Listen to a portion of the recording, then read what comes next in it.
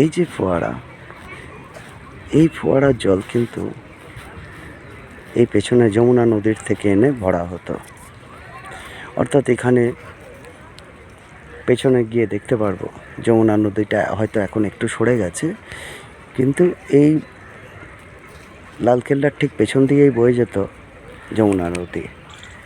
আর যমুনা নদীর থেকে জল এনে ভরা হতো এবং সেই সময়েই এই ফোয়ারার ব্যবস্থা করা হতো। যখন জল এখানে রাখা হতো সেই ফোয়ারাগুলো ঠিকঠাক করেই চলতো। মাঝখানে একটা বড় ফোয়ারা, চারপাশে ছোট ছোট ফোয়ারা। রাত্রিবেলায় দেখা যাবে এখন নানা রকম আলোর কারিগরি। এর ধারে অর্থাৎ জলের যে ঘাট, সেই ঘাটের পাড়ের দিকেও যে পাথর, সেখানেও খানিক নকশা কাটা আছে।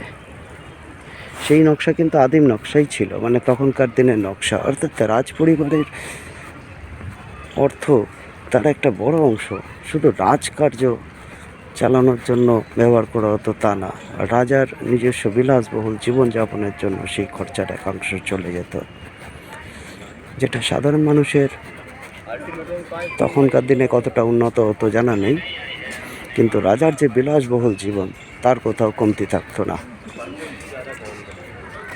রাজতান্ত্রিক ভারতবর্ষের এক অদ্ভুত নমুনা।